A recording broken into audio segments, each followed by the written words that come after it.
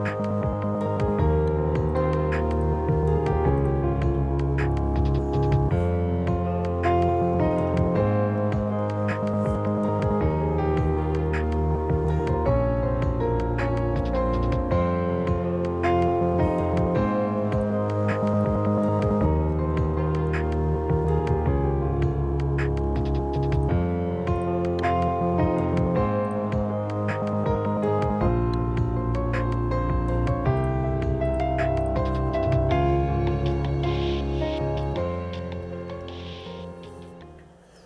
everybody, it is Tuesday, and it is September 15th, 2020, which is tax day if you have a U.S. corporation on extension, by the way. If you're a calendar year filer, which is like 90 something percent. And Patient Zero is already asking, already trolling, who does Neil want to get McPhotoshopped on? I don't know. So, important things. I actually pressed the record button this time, so I will actually be able to post a replay, unlike last week where I forgot to hit the record button and didn't realize it till the end of the show. So, Patient Zero has decided what he's going to Photoshop me with. Patient Zero has a terrible habit of shipping me with other people. So he thought that Crimson Clad and I were business partners. We are not. We don't run a witness or anything. She does have a partner. It's just not me. And the other night it was something. I can't remember. It was late. So don't trust anything from Patient Zero, basically. But yeah, so if you're listening to the replay or somewhere else on the live stream, because we are on ThreeSpeak, we are on Theta, we are on Vim, and there might be another. We're on the website ms2waves.com. So if you're watching there, you can always jump in the Discord during the live show to interact and see all the nonsense that we go through. We got a few people in the Discord. We got Red Pill 1, we got Flowey, we got Qua, Brother Qua, we got Jarvie, Rondon, producer extraordinaire. Tony Montana is in the house. And, it's early, so, people tend to filter in throughout the hour. So, welcome. It's Monster Mavericks, where we talk about all things Splinterlands, updates, market action, strategery sometimes, and all the rest. So, there is a bunch of stuff. There's a lot of changes over this past week because today was the end of previous season, which I think was 45. I have to check on that. And the beginning of a new season. And the big news, of course, is the Collection Power update. So Phase 3 is officially live. They launched it around about 3 hours ago. And so the website looks a little different. But before we get into all that, I did want to make my usual announcements about other things that are going on in the Splinterlands world, just services you need to be aware of. Gerber and I have our Deck 101 service, which is where you send your unwanted cards. Instead of burning them, you send them to Deck 101. You get 101% of the burn value, so it's better than burning. And it's automatic, instantaneous, all that kind of stuff. Somewhat related, we have Deck 404. So Deck 404 is the account rental service. We've got a bunch of players who are wanting to play. We need account owners or card owners to delegate to accounts in order to make that whole thing work. So if you have idle cards that you want to make a yield on, then Deck 404 is the place to do that. Paco Limited has just joined us. Paco Limited did the graphics for my intro thing. Is the volume low or is it just me? Let's check my levels. Testing 1, 2, 3. Maybe a little bit low. Well, let's see what other people think, because it's not any different from previous weeks. So if other people complain, I can bump it up a little bit. So that's Deck 101. That's Deck 404. Other things I just wanted to share. Oh, I'm talking quietly? All right. Let's bump it up. Properties, no. Filters, no. I want advanced audio. Increased volume. Testing, 1, 2, 3. How about now? I don't know. Oh, I'm on the wrong thing. That's why. Let's bump this up to, I don't know, 5 decibels or so. All right, we'll give that a shot. I'm in the red or orange, whatever it is. Sounds good. Okay, great.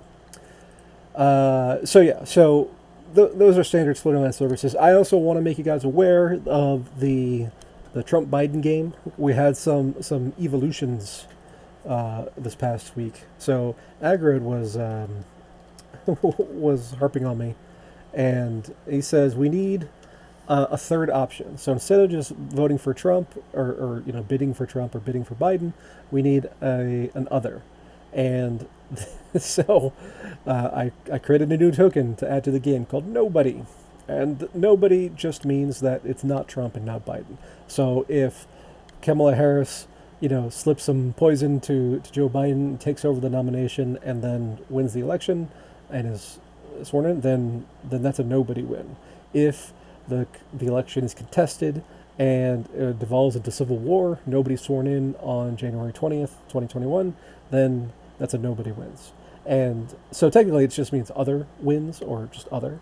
But I like the idea of nobody wins because, in such a scenario, I don't think any of us are going to end up winning. Krim is in the house, and Akili is in the chat as well. Welcome, welcome. Nobody ran for office in New Hampshire. Okay.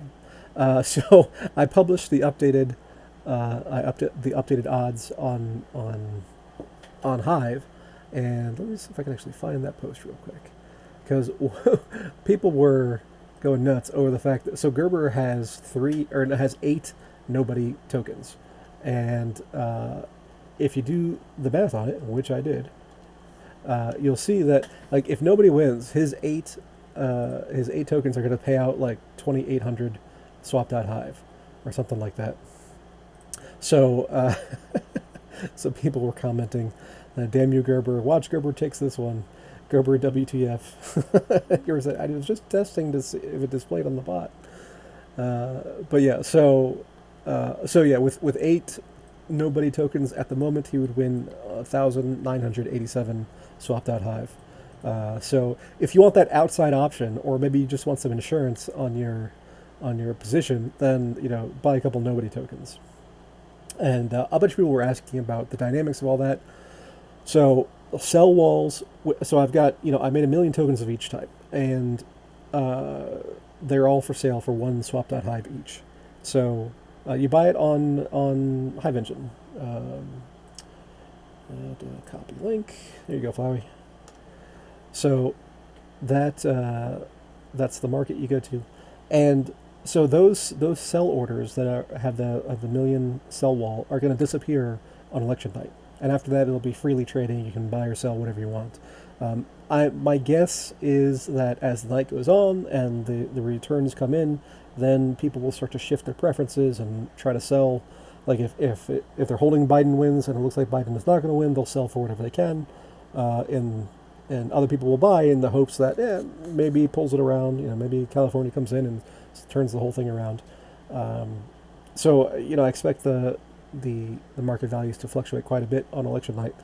If things go past election night, then there's going to be a lot more action in the market because the probabilities will alter dramatically with each news development. So this is still very early days in the game. We already have 3,200 or 3,230 swap.hive in the game. So it's fun. It's a way to actually profit from your politics. Sorry for the clicking. I've got one of my VAs is messaging me in Slack. But yeah, so check that out. The other thing to be aware of is the Wrapped Leo launch party, which is coming up in 2 days. So today is Tuesday.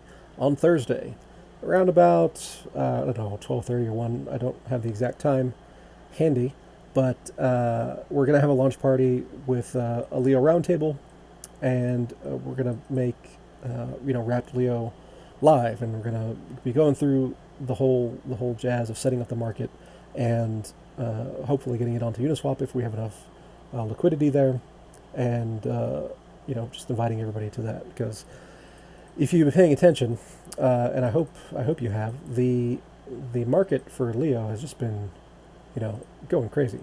So somebody messaged me a couple of days ago asking if day trading Splinterlands cards was a viable idea, and I said I don't think so. Reason being that for day trading you need price volatility. So I mean, Splinterlands has volume. It does $5,000 a day in the market sales, sometimes 10, sometimes more, and that's split up amongst 450 card types, between gold foils and regular foils, and so each one of those is its own market, which makes it really hard to get any appreciable price volume on any one card. On top of that, when they do sell, generally you just don't have a whole lot of volatility. I mean, they're selling for around the same price, so it's difficult to make that work for a day trade. You could do speculations over longer terms, certainly. So, like I have my alpha cards that I bought for 3 pennies and are now worth $3. So that works out. But that took 2 years to develop, and again, there's no volume there. It's very hard to actually sell. So, then he asked me, it's like, well, if that's not going to work, what do you think is the best way to day trade on Hive assets, just in general?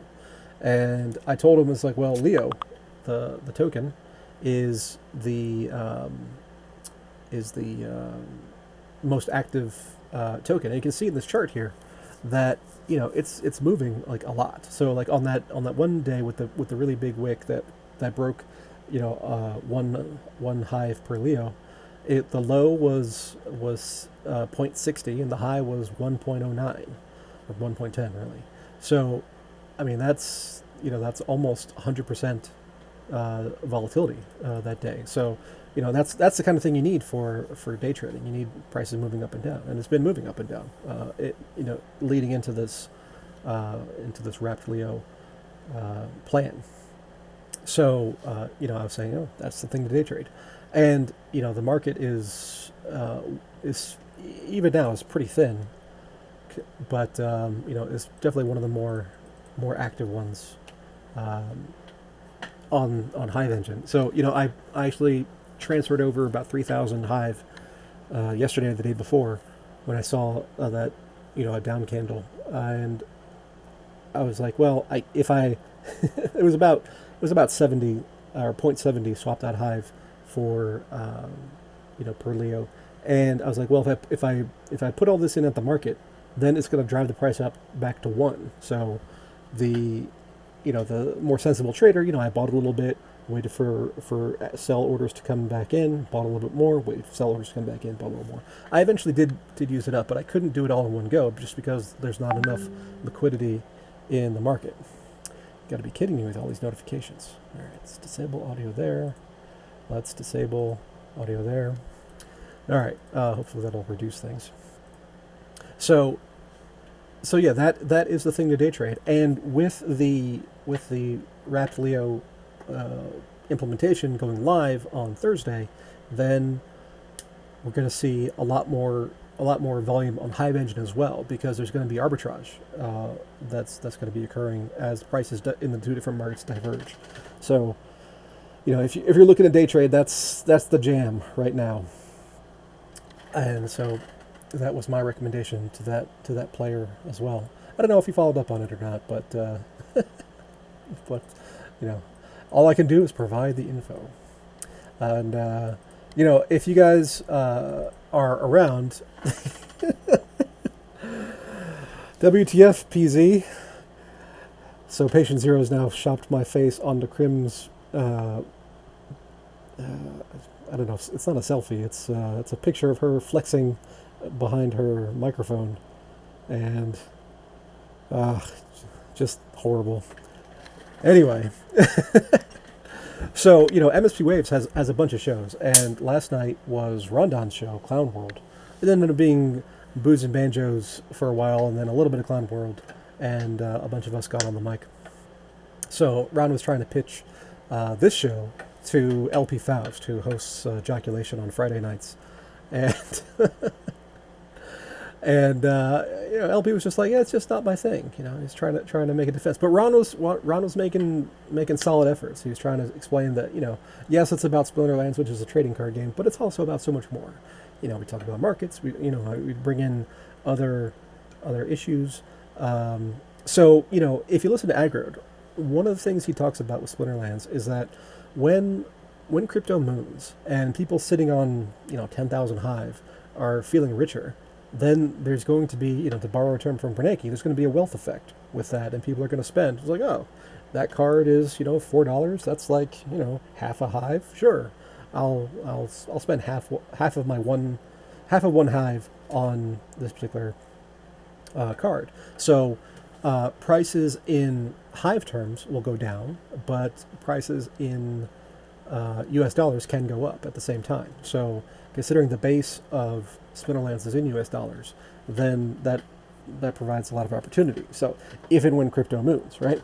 So the people who are in Leo, if we get a nice move upward because of the microcap structure that Leo has, when it starts trading on Ethereum, then we might see some of that as well coming back into Splinterlands. Not 100% certainly, but some. Because if you could let's say you have 1,000 Leo, that 1,000 Leo right now is worth about $100.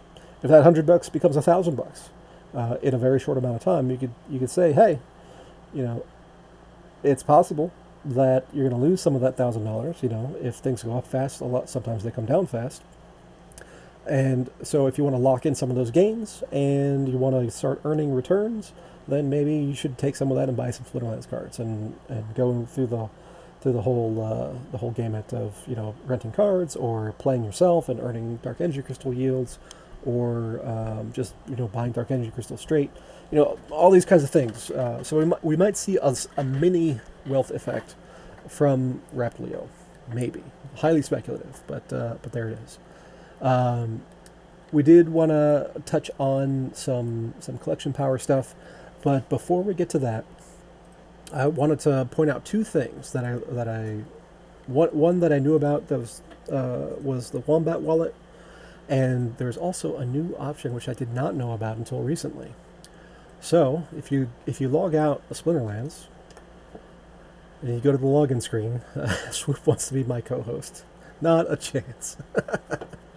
So if you go to the login screen, you can log in with Keychain, which is the normal Hive interface application, or you can log in with Wax, which we've had for a while. We can log in with Wombat now, and Wombat was promoting Splinterlands on Twitter, I saw, and probably some other places, and Aggroed said they got 440 something signups in one day, so that's nice. And but then there's also MetaMask. So this was totally new. I had no idea that you could log in with MetaMask now, and actually use your Ethereum account to bridge over to Hive and play Splinterlands. So they haven't done much marketing on that, but it's I think that's actually a great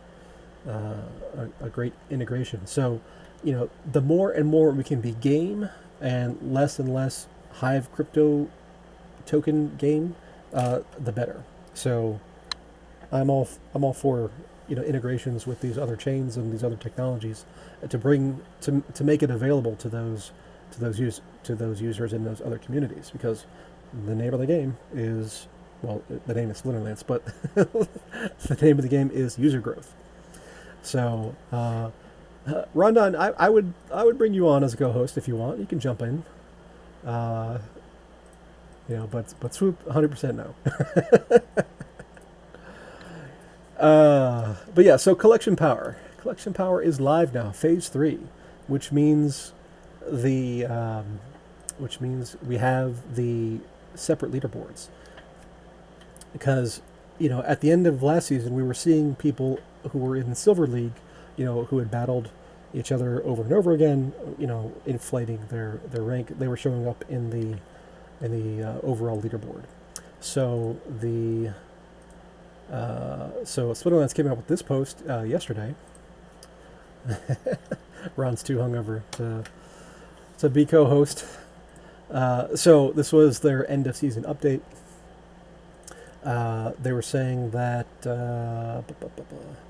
So in the meantime, we want to address the leaderboard prizes for the current season. While we will be releasing separate leaderboards for each league with the updated schedule this Tuesday, which is today, the current leaderboard is intended for Champion League players only. The fact that it's showing players from lower leagues who have been able to reach Champion 1 level ratings is an unintended side effect of the recent collection power changes. So, unintended, okay, sure, but I mean, as soon as they announced the previous change, I and others were commenting that, yeah, this is an obvious exploit. So, the fact that they didn't address it then is, whatever. It would not be fair, nor is it intended, that players who are facing much weaker competition in lower leagues are able to take leaderboard rewards from the Champion League players. So for this season, we will only consider players who have played in Champion League for the majority of the season in the leaderboard rankings. The Split Alliance website will be updated to reflect this change as well before the end of the season, blah, blah, blah. Okay. So yeah, people who thought they were going to be able to sneak one over on the Splinterlands devs were mistaken. But there was a weird and hilarious counter exploit that was made, and it talks about in this next paragraph here. Additionally, there were a few players who were pushed into a higher league due to having received unwanted card delegations during the season. It should never be the case that one player can directly affect another player's league or otherwise cause negative effects via in-game actions. This issue will be fixed with the changes on Tuesday, as players will now be able to choose whether or not to move up to the next league. But we take full responsibility for it and the negative experience a small number of players received as a result during the current season.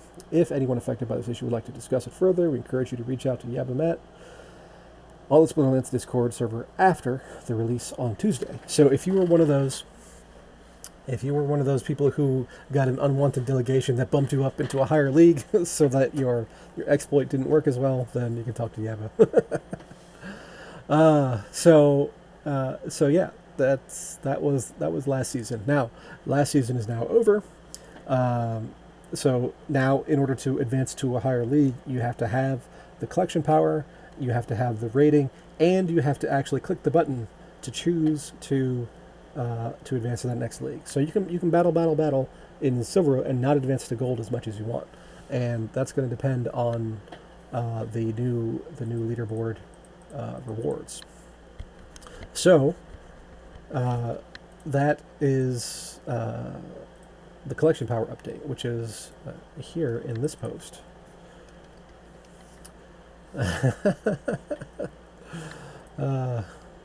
Everybody's trolling spreadsheets in space. Yeah, that's what everything's about. Okay, so basically the update is league leaderboards.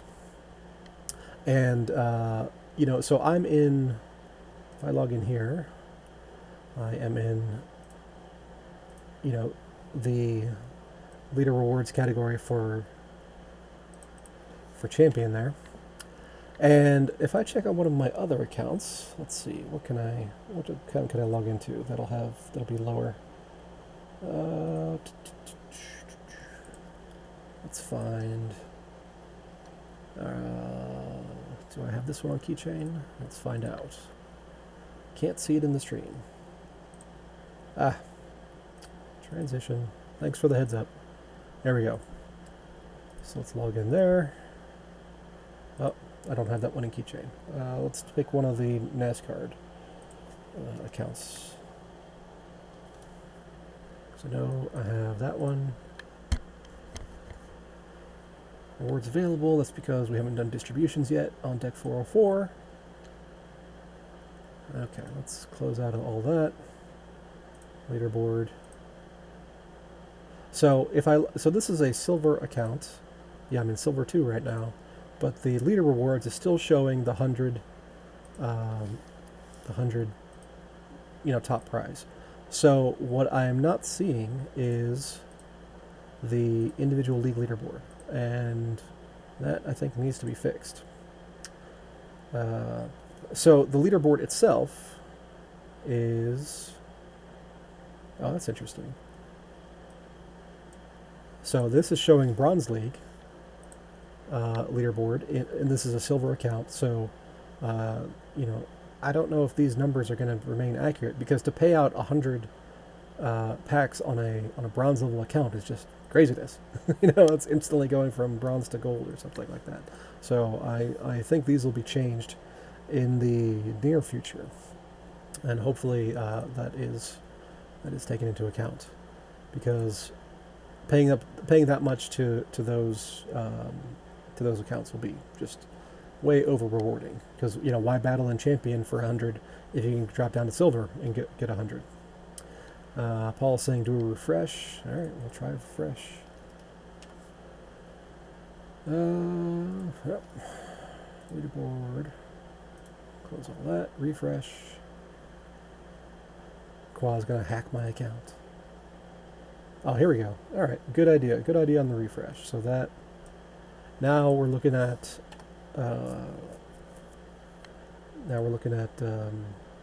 silver rewards of 20, 15, 10, 5, 5. Okay, that makes a lot more sense. And these numbers are going to change because the chances that they got them right the first time is pretty low. Oh, here we go. And now we're getting league leaderboards. I tell my wife all the time when she says something's not right, I say, turn it off, turn it back on. Refreshing the web page is the same as turning it off and turning it back on. I should have done that first. So we got bronze reward, top place is 15 packs, silver's 20 packs, gold is 30 packs, diamond is 50. So diamond's interesting because basically it's the same as champion, but it's easier. So we might see a lot more competition in diamond. And then champion is 100 packs. So, we'll see how all that progresses and how people adapt their strategy to the different amounts. Let's see if we're getting refresh on leagues. So yeah, the diamond leagues are still having max summoners, and the some people have been saying, well, diamond should be dropped to level 7 summoners for rare instead of level 8. But to date, that has not happened. So, we'll see how this goes. A lot of people are complaining that it becomes pay to win, and it kind of does. So, you have to have the cards to win, but I don't think that's any different. Did I see Clyde's post complaining about the update? I saw one a week or so ago. I haven't seen one recently. But yeah, it's the same complaint. It's if I can compete in champion with silver level cards, then I should be able to. It's like, well, I understand that point, but at the same time, different leagues are for different players. So, I don't think it's a valid criticism. The only reason that has worked is because there was an inherent inflation in the rating system over time, where you had this minimum 10 gain, but like a minimum 3 loss. So that over time, the accounts go higher and higher and higher. The resets go higher and higher and higher after each season. So then you end up with all the players up in champion, which is a little bit ridiculous. So that combined with the fact that there aren't enough players to really have full-fledged leagues in each league is what has led to all that. So you're saying Clyde's a bitch, basically, yeah. And yeah, so you have to have the cards in order to play at top levels. And whether you own the cards or whether you have access to the cards through rentals, or if you do like a split account where somebody puts up the cards and you play it and you split the revenues, those are all different ways to get to the top levels. Revised Sociology is saying, so with 1 million power, can I choose to stay in Diamond? Yes, you can. You can choose to stay exactly where you are and just not click that button to advance to Champion. So you can stay wherever you like. And yeah, so that I think covers the collection update. People who had a minimum investment and a maximum reward are going to complain because their rewards are being effectively cut. That's just life. So either adapt to the current realities or not. So Rondon says Discord voice is acting weird. Remember, if it goes down, you can listen on mspwaves.com, which is true. Swoop is saying, I sound like him if he never did drugs and he went to college. I don't know about that, but I sound like me, I know that. So Revives is already looking at Diamond League and saying 50 untamed packs is quite tempting. So yeah, winning 50 in Diamond is probably going to be easier than winning 100 in Champion. So, there's that, and I'm sure other people will agree. Now, the flip side is you get less quest rewards and you get less season rewards because you're in a lower league. So you got to weigh those different things, and and your subjective expectation of what happens, and make your best decisions. In fact, I might stay in Diamond myself this season because typically I'll get to Champion 1, which is great, but I'm always ending up in like number 120 or 150 or something. I never really even get close to the top 50, and I don't actually try because it's just I do my quest rewards and that's what it is. Everybody says my season rewards are always crap. Yeah, mine were total crap this past season. You could check that on the Monster Market, Zaku's site, which has a nice little calculator. So yeah, I mean, it is what it is. One of the things I like about getting more quest rewards and season rewards is that with the potions, I now have a use for them because I've got a whole bunch of dice sitting there unopened because I don't have enough potions and I don't really want to buy the potions.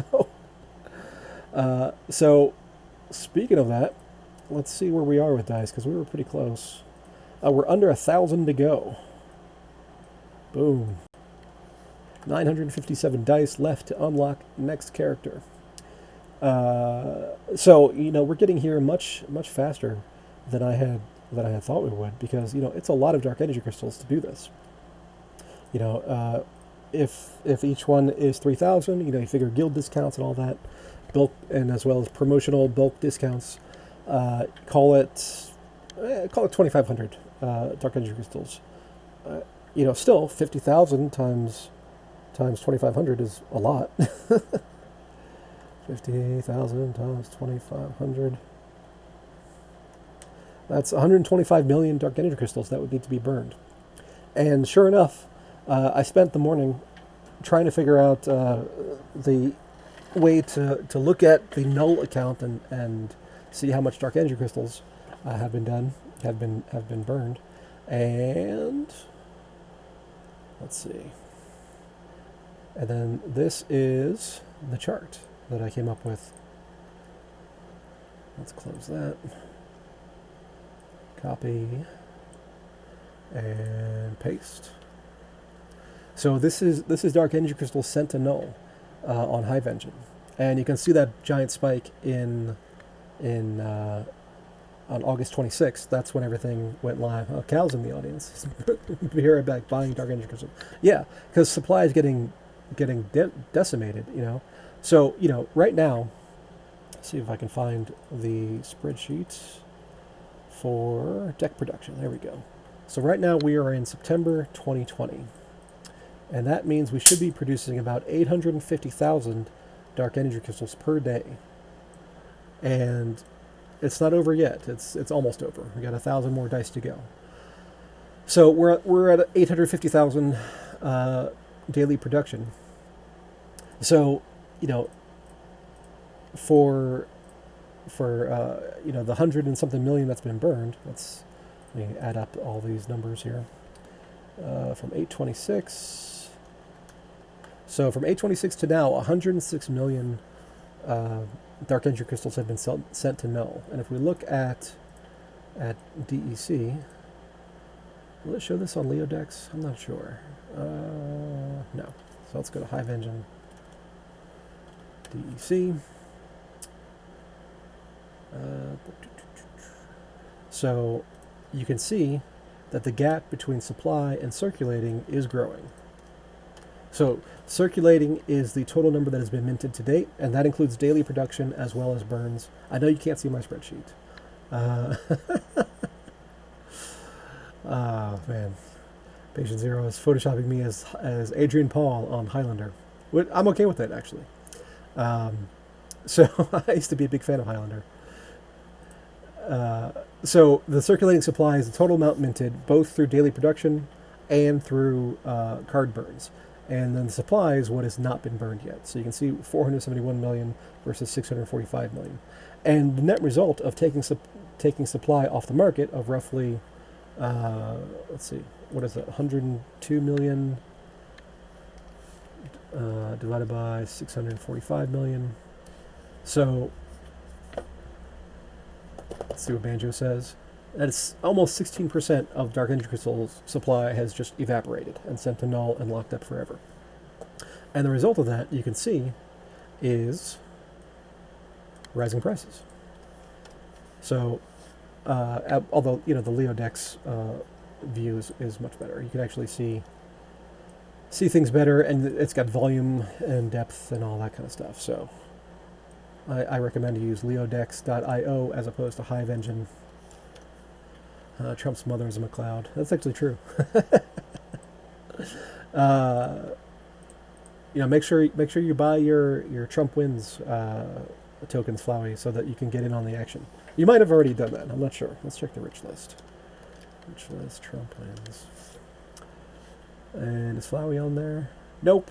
At least not at the top. So, yeah, still room to to get in there. So the prices have been rising in Hive terms. Cal says this was not a sponsored announcement. That is true. You must have missed my shilling of Wrapped Leo earlier. You know, I only bought. I put in 100 because, you know, I don't want to be profiting too much from my own game. So, you know, I put a small position. Anyway, point is, so Dark Energy Crystals have been rising in Hive terms, but even if we look at it in US dollar terms, it's been you know, going upward. We're down a little bit today because, you know, Hive has just crapped the bed today. I think we're down like 6% or something. Price of Hive is 17 cents, down 4%. We came back a little bit. And we're seeing a lot of rotation into Bitcoin today, so that's part of that. So, you know, the future for Dark Energy Crystals is bright, I think. You know, it's not Wrapped Leo bright, but it is bright. You know, I expect that over the course of the DICE sales and with the lands pre-sale coming, you know, I'm going to assume Christmas time, then, you know, we're going to see liquidity just vanish from Dark Energy Crystal markets. So people will still be able to make more through burning cards or through, you know, questing and doing their daily battles and all that kind of stuff. But, you know, the marginal supply is going to decrease dramatically. And that means, generally speaking, higher prices. So I am bullish on the price of Dark Energy Crystals. I would not be surprised to see us back at the par value of 1 cent per thousand coming by the end of the year. So, you know, right now we're at what? Just over half a cent per thousand. And Patient Zero says, my Highlander photo looks a bit like Seagal. I hope that's not offensive to people who identify as Steven. Okay. How much is land going to cost? Oh, well, we talked about that a couple weeks ago, but let's see. Land is going to cost, so after the release, land is going to cost $20 per plot. And, you know, they will redeem Dark Energy Crystals at that $1 per thousand par value. Claims are going to cost $10 for a pre-sale. So that's, you don't know what plot you're going to get, but you're just getting some kind of plot out there.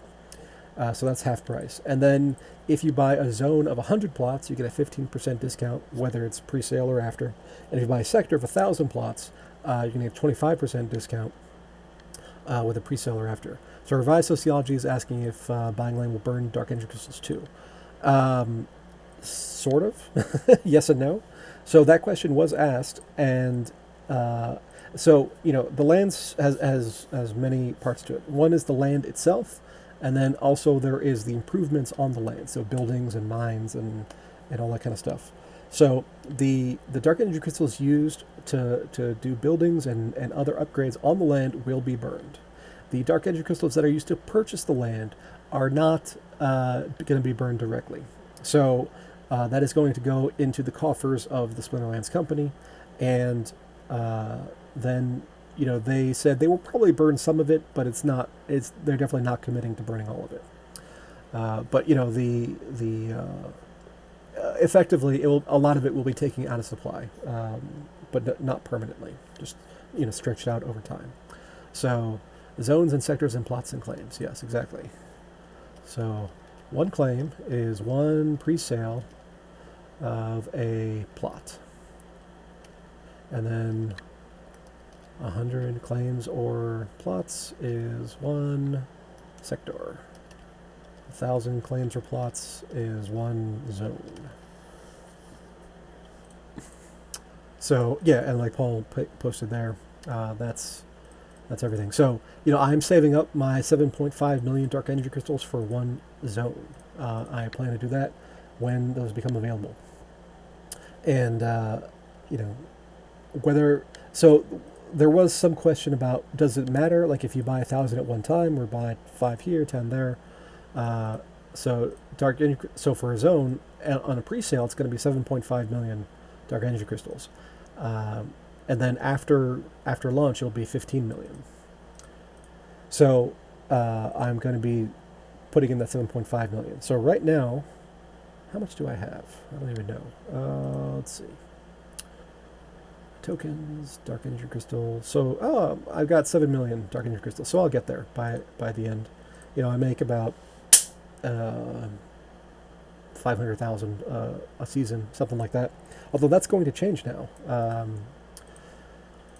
There's going to be 100,000 plots. So there's going to be 100 zones. That's right. At least in this initial expansion, and there will probably be more over time. But it'll be in stages. So yeah. So dark energy crystals are coming off the market because people are burning them for dice, and we're almost to the first airdrop, and the first airdrop card was revealed. It's a nice one. So let's copy that. It's a 1 mana life monster. So 1 mana monsters are always great because they fill in with those spare slots you have. It's called the Lens Master, and he's got a special understanding of light. In fact, he's the protector of ancient secrets, whose significance even he underestimates. He can bend and manipulate rays of light to nearly any purpose. Luxano's weapons include mirrors, lenses, prisms, jewels, and gems, all of which he carries in a large satchel at his hip. In battle, the Lens Master hangs quietly back, making his powers useful by phasing through enemy shields and creating blinding illusions to confuse his opponents. The Lens Master longs for a son of his own to whom he can pass his valuable knowledge, but he must first find a Chymean mate. It doesn't look a whole lot like a monster, but that's just kind of his lore. So he's a legendary 1 mana monster, similar to Shinlo, and so Flowey says all airdrops will be legendary 1 mana cards. This will make all legendary cards of dice scarer, as each can drop less often.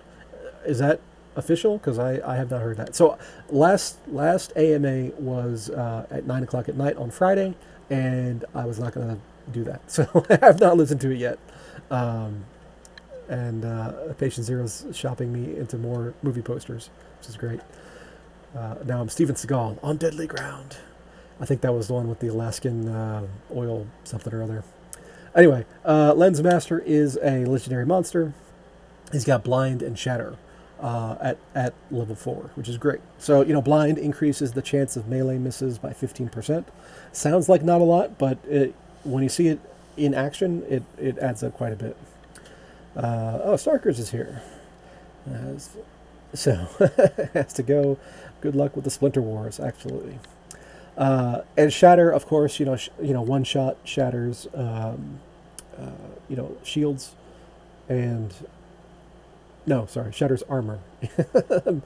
Biz is always on me about that for confusing those two terms.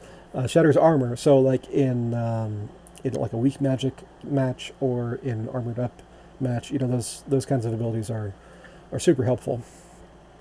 And so he's always got 1 ranged attack. He's always got 3 speed, which is average, and at max level he has 2 health. So he's a utility player, not a DPS by any means, but a very useful one if you are playing the Life Splinter. And personally, the Life Splinter is my weakest splinter. A lot of times I'll just skip the quest entirely and go on to anything else because it is my worst one. But you got to do what you got to do.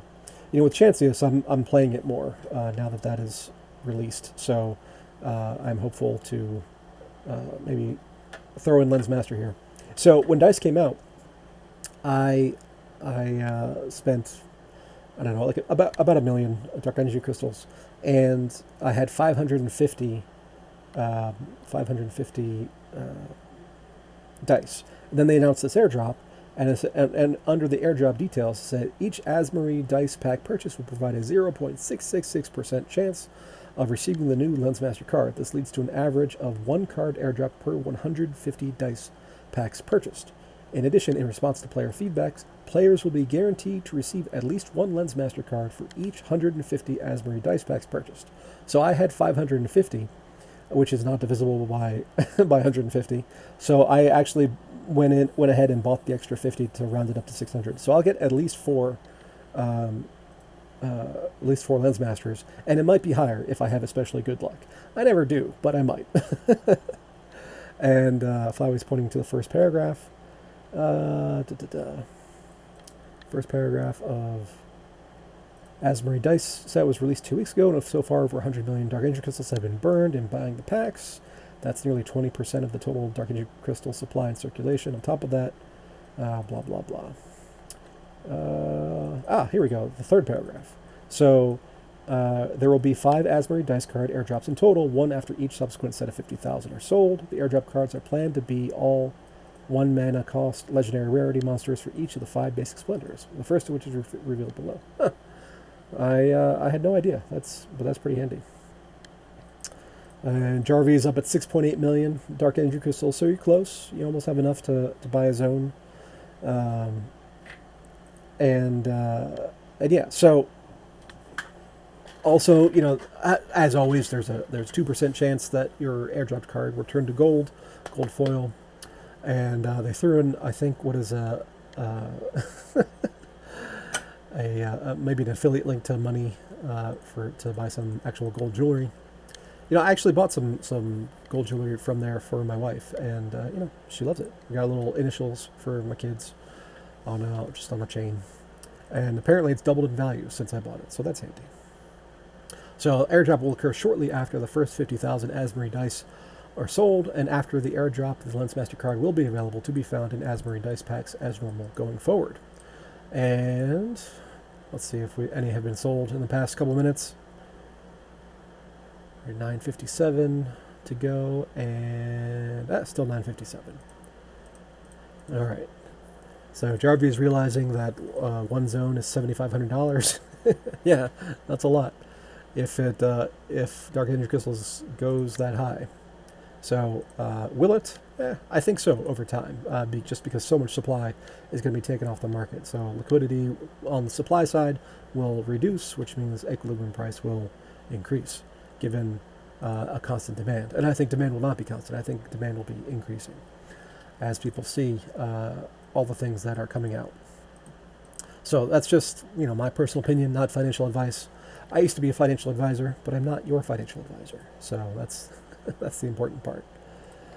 So we got the new login methods. We got Wombat and MetaMask. We got the collection powers. We got the dice airdrop, which is going to happen probably tomorrow, maybe today. It's a little bit late in the day at this point, but probably tomorrow. And we will see how that all shakes out. And everybody will be posting their pictures of how many airdrops they got. And Paul says, in the AMA, Agra mentioned that the Phase 2 changes is saving the game, about 1 million Dark Energy Crystals per day in rewards, no longer being leached. I thought that was cool, and it will even be even more with Phase 3. Right? So, this is one of those things. So is it bad that people earn rewards and then sell them? It's like, well, the entire point of Splinterlands is that you own your own assets, right? So you own your cards, you own your Dark Energy Crystals, you're going to be owning your items and your spells. So I don't see it as necessarily a bad thing. I mean, obviously, if the desire or the supply of Dark Energy Crystals being sold outweighs the demand, then prices drop, and that's what's been happening. So I don't think it's a fair characterization on Aggregate's part to say that those rewards are being leached. They're just being paid according to the rules of the game. So I just, I used to see the same thing, with Steam or with Hive. It's like, oh, people are taking their rewards, their Hive and their Steam, and selling it. It's like, well, yeah, it's supposed to be used as an asset, so I don't see that as a bad thing. Uh, Jarvis asking, have you ever talked about bids being out and now, including multi BCX bids? That's quite a leading question there, Jarvie. No, I haven't, but I should. So if you go to Peak Monsters and you go to the market, you have this little box up here for bids. So you can do a rarity bid, and the new thing is that so for a while after the transition to Hive, this whole system was missing, and the bids came back a couple weeks ago, and now they're doing multi BCX bids. And I've talked about bids before, just not the multi BCX stuff. So now you can bid on cards of different combinations rather than just single level 0 cards, which is handy.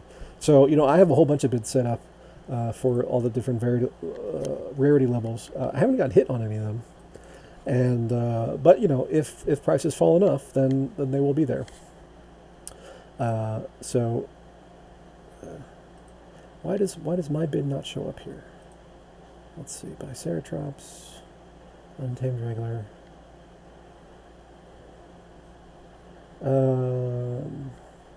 Yeah, I don't know what's going on there, but I have a whole bunch of bids set up. So yeah, Jarvie and I did several episodes together, but you're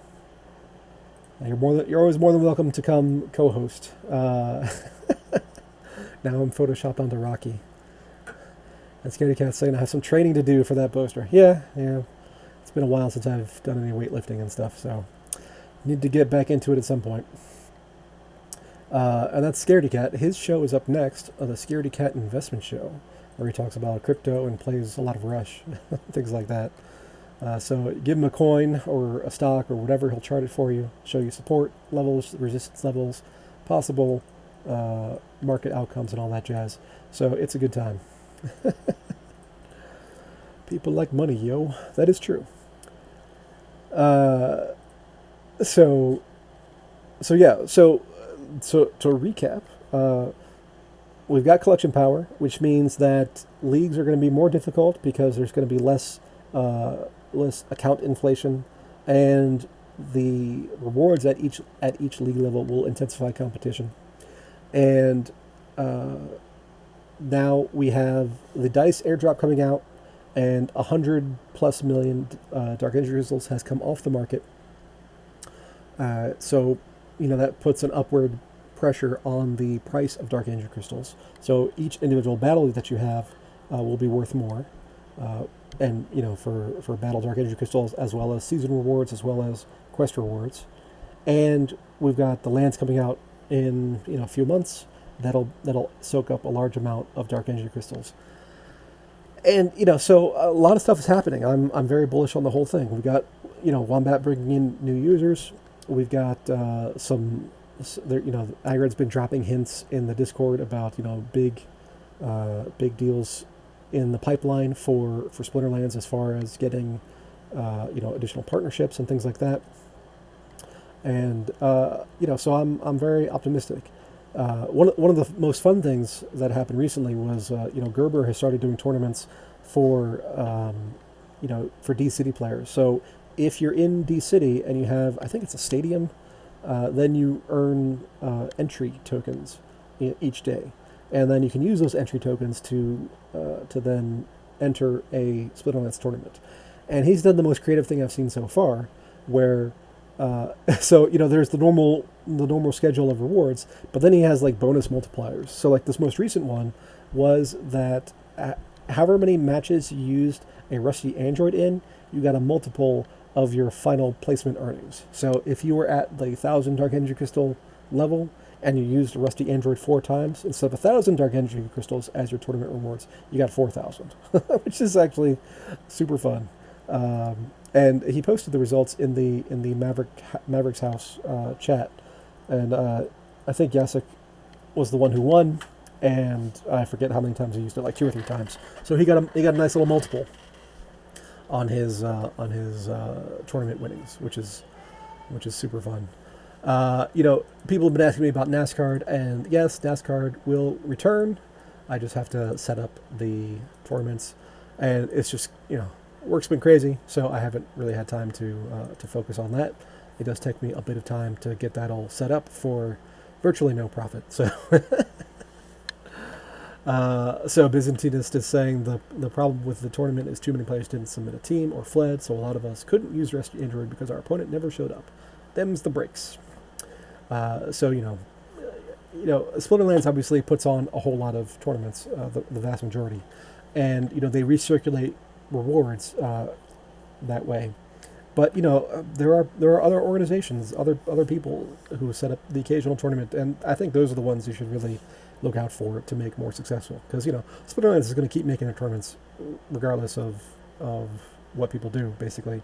But the people making private tournaments or non-corporate sponsored tournaments are the ones who have to put a lot more out of the normal effort into it. So I recommend checking all those kinds of tournaments out. And Patient Zero just tries to throw Neil off however I can. That's super sweet. But you will not derail this train. We're going to the conclusion because it is actually it is 4:57 and 5 seconds, 6 seconds, 7 seconds, because we're coming up on the end of the hour here.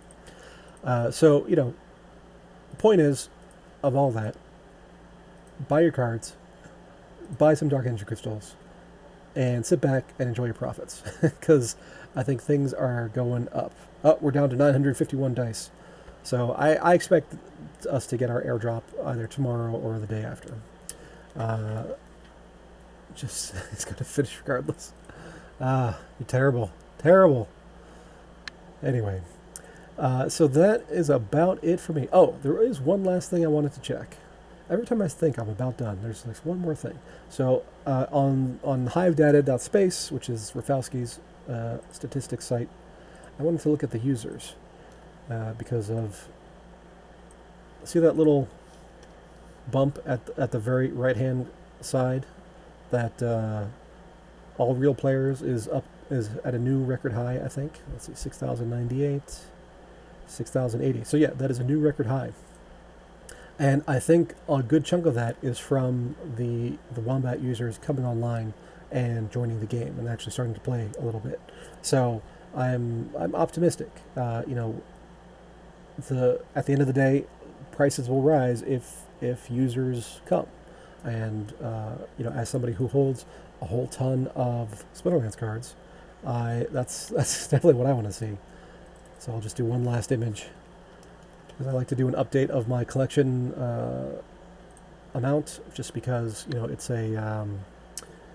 a good proxy for the market overall. Because I'm #1 whale aside from aggroed. Let's see if this is actually complete by the time the show's over.